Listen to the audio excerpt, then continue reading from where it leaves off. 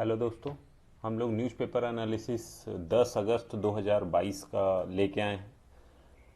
तो आज जो है हमारा जो पहला आर्टिकल है वो है फेयर ट्रायल के ऊपर कि जो जुडिशरी के द्वारा ट्रायल किया जाता है उसके बियॉन्ड मीडिया और पुलिस इनका क्या निगेटिव रोल उसका निकल के आ रहा है, क्यों ऐसा वो कर रहे हैं, तो उस पे एनालिसिस एक दिया गया है।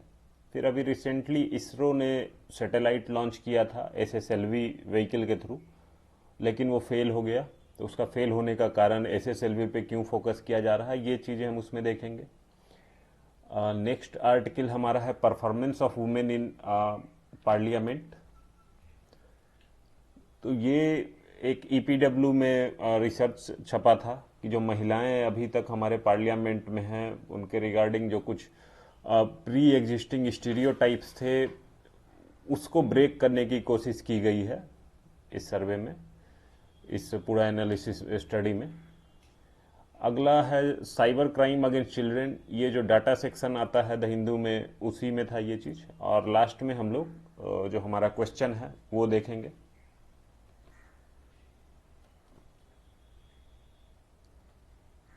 तो हम लोग शुरू करते हैं अपना पहला article, fair trial goes beyond courts to the police and media. तो ये आर्टिकल आया क्यों है, क्योंकि अभी कुछ दिनों पहले ही हमारे जो चीफ जस्टिस ऑफ इंडिया हैं उन्होंने इस बात पे ऐतराज दिखाया था कि जो मीडिया के द्वारा लीगल इश्यूज को कवर किया जाता है उसमें मीडिया के ऊपर अकाउंटेबिलिटी की कमी है।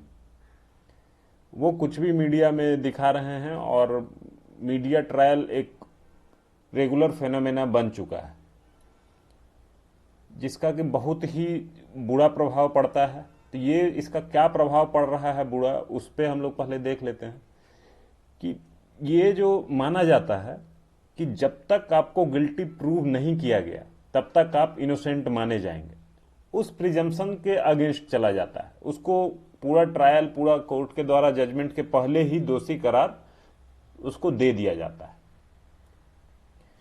फिर अगला जो जो सस्पेक्ट हैं, एक्यूज्ड हैं, विक्टिम्स हैं, विटनेसेस हैं और उनके जो फैमिली मेंबर्स हैं, उन सब की जो डिग्निटी और प्राइवेसी, उनके खुद का जो प्राइवेट लाइफ है उस पर बहुत ही बुरा प्रभाव इसका पड़ता है। उनका ये प्राइवेसी और डिग्निटी का अधिकार जो है वो इसमें हनन होता है। नेक्स्ट अगला जो प्रॉब्लम है कि इस तरीके का जो प्रॉब्लम होता है, किसी व्यक्ति को अगर निगेटिव लाइट में लाया जाता है तो उसका समाज में बहिष्कार हमेशा देखने को मिलता है।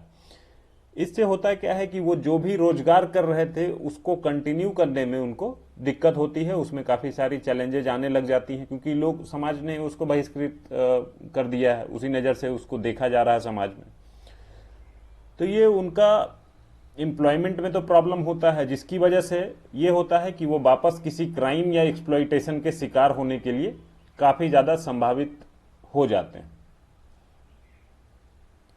अब ये होने का कारण के तौर पे अगर देखें, ये तो हम लोगों ने देखा कि क्या इसका प्रभाव है। अगर कारण के तौर पे देखें तो कारण यह है कि मीडिया एथिक्स जो है वो पूरे तरीके से इम्प्लीमेंट नहीं किया जाता है। अपना खुद का क्या स्टैंडर्ड होना चाहिए उस पे बहुत ज़्यादा कुछ काम मीडिया के द्वारा इस डायरेक्शन में नहीं किया जा रहा है। अगला जो इसमें हम लोग देखें कि किस वजह से होता है, तो जो मीडिया रूम है अभी करंट सिचुएशन में वो काफ़ी बदलता दिख रहा है। वो कैसे बदल रहा है, एक तो यह है कि उनको सोशल मीडिया पे बहुत सारे ऐसे न्यूज चैनल चल रहे हैं जिनसे कि कंपटीशन उनको मिल जाता है। ये होता है कि अगर कोई पहले न्यूज दिखा देता है तो सारा का सारा कवरेज वो लेके जाएगा, एक्सक्लूसिव कवरेज, इस तरीके इन नाम पे बहुत सारी चीजें बदल गई हैं। और क्या है कि एक अलग से रेस चल रहा है कि पहले किस मीडिया चैनल ने इसको दिखाया है। तो ये जो पहले वाला प्रॉब्लम है इसकी वजह से प्रॉपर स्क्रूटनी, उस पर क्या चीजें बतानी है क्या नहीं बताई जानी चाहिए, इस चीज पे ज्यादा काम नहीं हो पाता है। अगला प्रॉब्लम अगर हम लोग देखें तो मीडिया जो ऑर्गेनाइजेशंस हैं उन पे फिनेंशियल प्रेशर काफी धीरे धीरे बढ़ता चला जा रहा है। वो इस वजह से क्योंकि मीडिया एक इंडस्ट्री के तौर पे डेवलप हो रहा है, उसमें बिल्कुल ही ग्लैमर और बाकी सारा कुछ उसमें लाया गया है। ये सारी चीजें जो इसमें लाई गई हैं उसमें पैसा खर्च होता है, उसके लिए फिर जो फाइनेंशियल बर्डन है उनके ऊपर बनता है, तो वो प्रेशर कंटिन्यू बढ़ता चला जा रहा है। तो इसकी वजह से मीडिया में उतना जो इथिक्स वाली बात है वो कमी देखने को मिलती है। एक और प्रॉब्लम है कि मीडिया का जो रेगुलेशन है वो एक तरीके से सेल्फ रेगुलेशन वाला जो व्यवस्था है, उस रेगुलेशन में बनाया क्या गया है, जैसे कोई बॉडी बना दिया गया, नेशनल ब्रॉडकास्ट स्टैंडर्ड अथॉरिटी, ये एक बॉडी है। इसमें क्या है कि आप उस इंस्टीट्यूशन में मेंबरशिप लेते हैं और उसका जो स्टैंडर्ड है उसको कंप्लाई करने की बात कहते हैं। इन केस अगर आप कंप्लाई उसमें नहीं कर रहे हैं और आपको उस ऑर्गेनाइजेशन ने आपको कुछ बोला कि नहीं आपको कंप्लाई करना चाहिए, आपके पास इजीएस्ट ऑप्शन है एज ए मीडिया कि आप सीधा उसका मेंबरशिप छोड़ दें, बस हो गया, उसके बाद आगे खत्म हो जाती है। तो ये मेंबरशिप बेस्ड है, कुछ वैसा उनके ऊपर कुछ बर्डन नहीं है उसको कंप्लाई करने का। और एक प्रॉब्लम ये नेक्स्ट है कि अगर गवर्नमेंट अपने साइड से कोई इस तरीके का मीडिया पॉलिसी लाने की कोशिश करती है तो उसमें ये बोला जा सकता है कि मीडिया को रेस्ट्रिक्ट करने का कोशिश किया जा रहा है।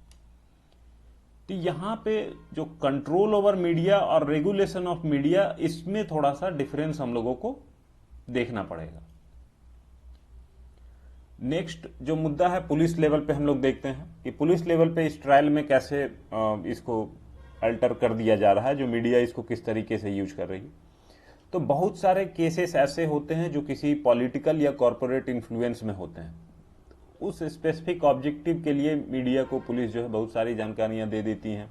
किसी पर्टिकुलर डायरेक्शन में किसी को मोड़ना है, किसी केस को अगर झुकाना है, तो उसके लिए भी इसका मिसयूज देखने को मिलता है।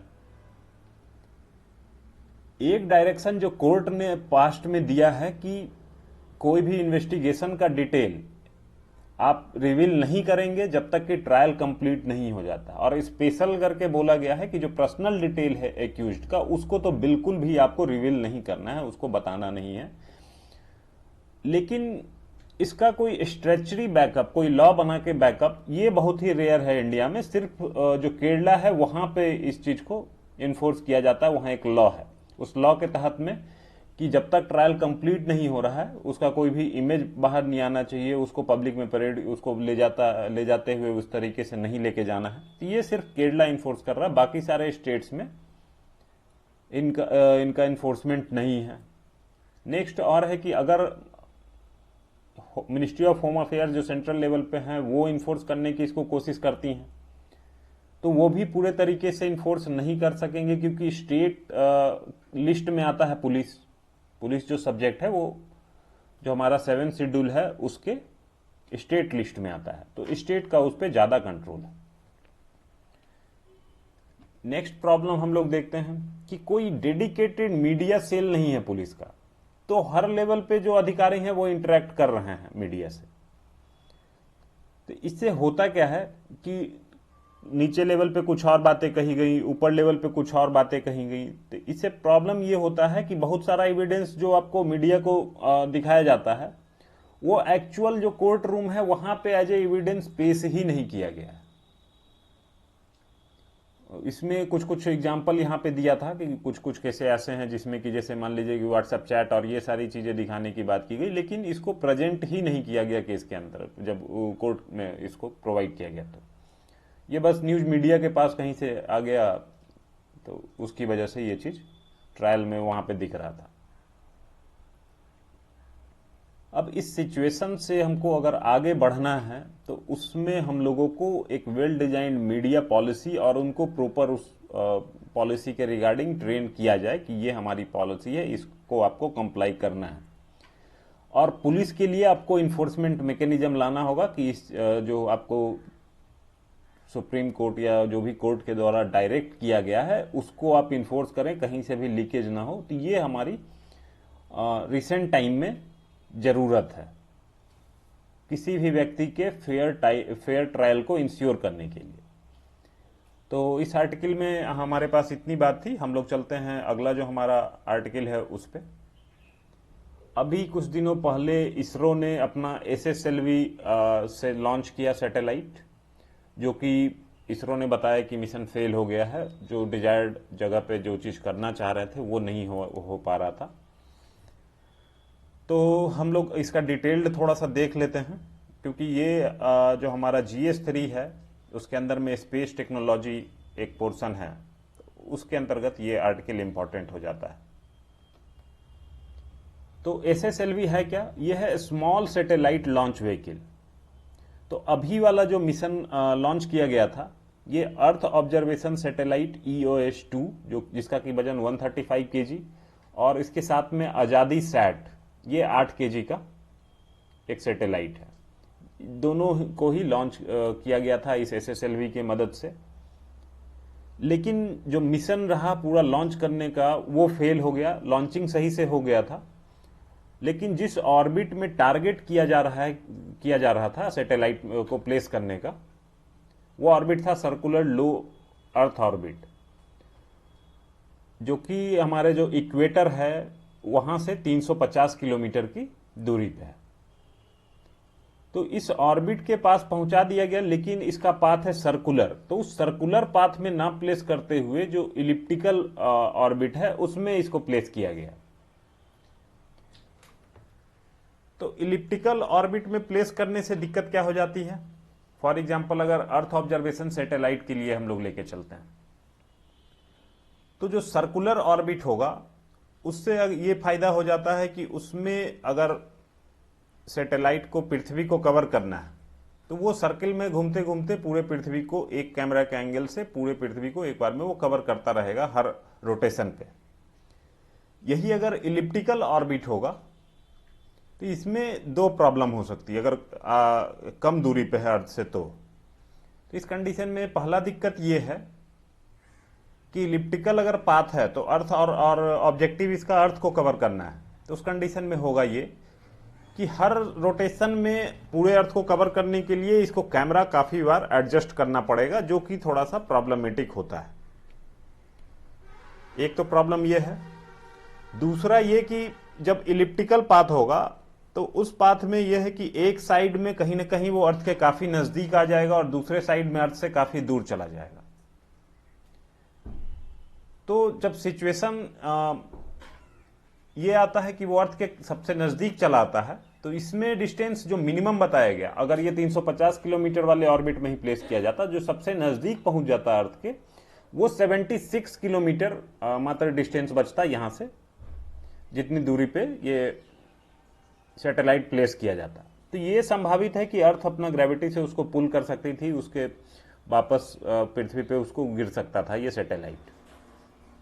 तो ये चीज यहाँ पे इसी वजह से ये मिशन जो है फेल हो गया। और फेल करने का जो रीजन बताया गया है इसरो के द्वारा, वो बोला गया है कि सेंसर्स की माल फंक्शनिंग की वजह से जो डिजायर्ड ऑर्बिट था सर्कुलर ऑर्बिट में प्लेस करना, वो चीज नहीं हो पाया। और इसके डिटेल में इस आर्टिकल में एक चीज ये भी बोला गया है कि सेंसर के बदले भी काफी उसका एक सेंसर नहीं लगा होता है, कई सारे सेंसर लगे होते हैं। ये भी एज्यूम करके चला जाता है कि मान लीजिए कोई सेंसर अगर फेल कर जाता है तो उसके जो काउंटर पार्ट है उसके रिप्लेसमेंट के तौर पे कुछ और भी व्यवस्था उपलब्ध रहती है उसमें। लेकिन जो एग्जैक्ट प्रॉब्लम है वो इसरो के द्वारा नहीं बताया गया है कि क्या हुआ, इंस्ट्रक्शन सेंड नहीं हो पा रहा था, कि सेंसर में जो इंटर ऑपरेबिलिटी है वो नहीं ऑपरेट हो पा रहा था। तो बस खाली इतना बताया गया है कि जो सेंसर थे वो सही से काम नहीं कर रहा था। अगली बात हम लोग देखते हैं कि हमारे पास जब PSLV और GSLV बहुत अच्छे से काम कर रहा है, PSLV आपका पोलर सैटेलाइट लॉन्च व्हीकल और GSLV है जियो सिंक्रोनस सैटेलाइट लॉन्च व्हीकल। जब हमारा ये दोनों लॉन्च व्हीकल बहुत अच्छे से काम कर रहा है, तो इस पे जाने की क्या आवश्यकता है?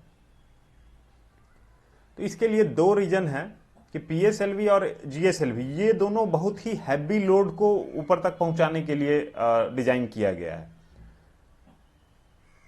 तो अब हम लोग को चाहिए कि छोटा छोटा सैटेलाइट लॉन्च करने के लिए एक अलग सिस्टम चाहिए। उसी पे काम करते हुए हम लोग SSLV को बना रहे थे, उस पर लॉन्च भी बहुत अच्छे तरीके से हो गया था, बस डिजायर्ड ऑर्बिट में प्लेस नहीं किया। तो एक तो क्या है कि छोटे छोटे सैटेलाइट को लॉन्च करने का जो हमारा एक्सपेंस है वो इससे कम हो सकता है, नेक्स्ट जो इसमें फायदा होगा कि ये 3 स्टेज सॉलिड फ्यूल ही यूज करता है। जैसे जो SSLV है आपका 3 स्टेज, तीनों स्टेज पे सॉलिड फ्यूल यूज करेगा, और जो PSLV होता है उसमें सॉलिड लिक्विड ये 4 स्टेज होते हैं। पहले स्टेज में सॉलिड फ्यूल लगेगा, दूसरे स्टेज में फिर आपका लिक्विड लगेगा, तीसरे में फिर से सॉलिड पे स्विच होता है, चौथे में फिर से वो लिक्विड पे जाता है। जबकि GSLV में अगर ये स्टेज देखें तो उसमें भी 3 स्टेज होता है। पहला स्टेज आपका सॉलिड है, दूसरा लिक्विड है, और तीसरा जो स्टेज है वो क्रायोजेनिक होता है। क्रायोजेनिक मतलब वो आपको बहुत ही कोल्ड टेम्परेचर पे जो आपका फ्यूल है उसको आप रखना होता है, बहुत ही मतलब -200-300 डिग्री सेंटीग्रेड उस पर आपको मेंटेन करना होता है। तो ये जो फ्यूल है अब तीनों स्टेज पे सॉलिड है, तो इस वजह से इसको यूज करना, इसको हैंडल करना काफ़ी इजी है, इस वजह से भी इस पे काम किया जा रहा है। तो ये मेनली हमारे पास 2 रीजन है। और बाकी PSLV में क्या होता है, GSLV में क्या होता है, वो भी हमने ब्रीफ में समझ लिया है। और PSLV को इसरो का वर्क हॉर्स भी कहा जाता है, क्योंकि इससे जो मैक्सिमम हमारा लॉन्चिंग हुआ है अभी तक सैटेलाइट, वो PSLV से ही हुआ है। इसमें फेलियर हमारा रेट बिल्कुल भी नगण्य की मात्रा में मान लिया जाए, बहुत कम ही फेलियर है हमारा PSLV में। अगला जो टॉपिक था डिस्कस करने को, ये है हमारा performance of women in parliament. ये आर्टिकल EPW में एक स्टडी छपा था, सादिया हुसैन जी का स्टडी है, और उस स्टडी का अगर टाइटल देखें तो ये है performance of women in parliament, एक quantitative study of questions by women members in Lok Sabha. और ये जो पीरियड कवर किया गया है वो 1999 से 2019 तक का पीरियड इसको कवर किया गया है। तो ये जो मेन हमारा ऑब्जेक्टिव है यहाँ पे इस स्टडी का, वो ये है कि जनरली ऐसा स्टीरियोटाइप माना जाता है कि वुमेन जो है जनरली जो सॉफ्ट क्वेश्चंस हैं, वुमेन एम्पावरमेंट और ये छोटी छोटी चीजें, चाइल्ड को कैसे करें, उन चीजों पे ही ज्यादा इनका क्वेश्चन रहता है। लेकिन जब इसका डिटेल्ड स्टडी किया गया है तो ये स्टीरियोटाइप यहाँ पे ब्रेक होता दिख रहा है। इसके अगेंस्ट में बात आ रही कि महिलाओं के द्वारा सवाल उठाया गया है क्वेश्चन आवर में, हेल्थ के रिगार्डिंग, फैमिली वेलफेयर के रिगार्डिंग, ह्यूमन रिसोर्स डेवलपमेंट के रिगार्डिंग, होम अफेयर्स के रिगार्डिंग, फिनांस के रिगार्डिंग, एग्रीकल्चर, रेलवेज, इसके साथ साथ में बहुत सारे वुमेन इश्यूज भी उठाए गए। तो वो जो स्टीरियोटाइप है कि सिर्फ सॉफ्ट क्वेश्चन ही पूछेंगी वुमेन, तो ये स्टीरियोटाइप पूरी तरीके से गलत है। ये स्टडी उसी को लेके बातचीत है, तो इसमें जिस्ट में ही इतनी ही बात जो है इंपॉर्टेंट है। एक और जो चीज इसमें इंपॉर्टेंट था, ये था हमारा ये ग्राफ बताता है कि जब इंडिपेंडेंस के टाइम पे हमारा जो पहला लोकसभा चुना गया था उसमें 22 महिलाएं थी मात्र, और जो अभी 2019 में 17वां लोकसभा चुना गया है इसमें 78 वुमेन हैं।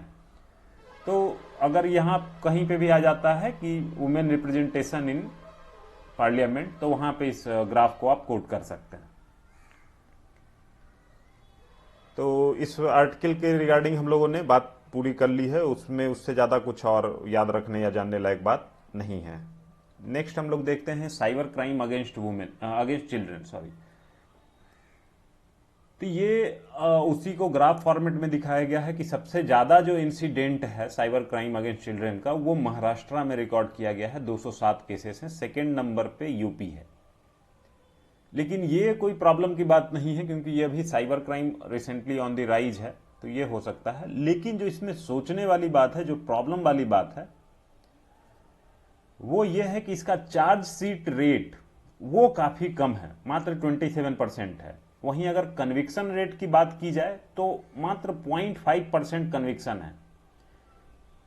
इसको एक डाटा में भी दिखाया गया है कि 1727 केसेस जो इन्वेस्टिगेट किए गए 2017 से 20 के बीच में, उसमें मात्र 479 केस जो है जो उसको चार्जशीट किया गया, और 1092 जिसको कि ट्रायल में लाया गया, उसमें मात्र जो है 9 केसेस फाइनल स्टेज पे पहुंचे, जिसमें कि कन्विक्शन 6 को मिला और 3 को एक्विटल मिला। तो मतलब कन्विक्शन बहुत ही कम है, मात्र 0.5% लोगों को दोषी करार दिया गया।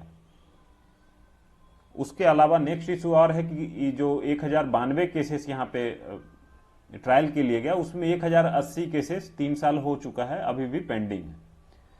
तो ये एक नया प्रॉब्लम के तौर पे उभर रहा है। इसमें हम लोगों को जो अपना इन्वेस्टिगेशन है, चार्जशीटिंग प्रोसेस है और उसके बेसिस पे कन्विक्शन है, तो इस पे थोड़ा हम लोगों को काम करने की जरूरत है। ये नया क्राइम देखने को मिल रहा है। तो ये डाटा आप लोग इस तरीके से ध्यान में रख सकते हैं, इसको यूज कर सकते हैं। और आ जाते हैं हम लोग जो अपना अगला सेक्शन है, क्वेश्चन ऑफ द डे। ये क्वेश्चन है, though the human rights commissions have contributed immensely to the protection of human rights in India, yet they have failed to assert themselves against the mighty and powerful। जो human right commission हमारे country में रहा है, वो कुछ level पे तो human rights को प्रोटेक्ट करने में सफल रहा है, लेकिन वो किसी ताकतवर के अगेंस्ट में अपने राइट्स को असर्ट कर पाने में, जो बॉडीज हैं वो असर्ट कर पाने में सक्षम नहीं रही हैं। तो इसी बेसिस पे आपको एनालाइज करना है कि क्या स्ट्रक्चरल और प्रैक्टिकल लिमिटेशन है इस चीज को परसीव करने में, और इसको ठीक कैसे किया जा सकता है। तो इसका रेमेडियल मेजर्स क्या होगा, उसको सजेस्ट करना है। ये क्वेश्चन आपका यूपीएससी मेंस 2021 में ही पूछा गया है। अभी मैं 2021 का ही पेपर टारगेट करके चल रहा हूं, क्योंकि जो प्रीवियस ईयर में जस्ट जो पूछा गया है वो सबसे अच्छा ट्रेंड है आपके जानने के लिए कि इस ट्रेंड पे क्वेश्चन पूछे जा रहे हैं। और आप इस आंसर को अटेम्प्ट करें, इसके रिगार्डिंग थोड़ा सा आप डाटा निकालें, स्टडी करें, उसके बाद आंसर लिखें। क्या क्या आपका फॉर्मेट होगा उसके रिगार्डिंग आप थोड़ा सा समय लें, इसको गूगल करने में क्या चीजें हैं उसको देखें समझें, क्योंकि अभी एग्जाम नहीं है। एग्जाम के दौरान आपको है कि अपने ब्रेन से उस चीज को निकालना है और उसको लिख देना है।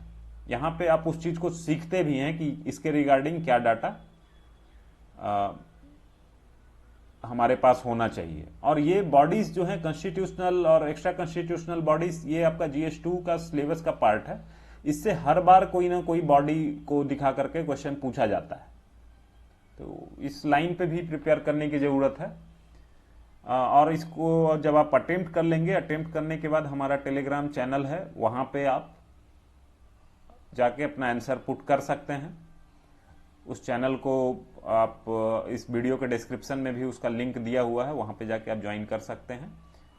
और बाकी आज हमारे वीडियो में और ज़्यादा कुछ नहीं है, इतना ही हमारा।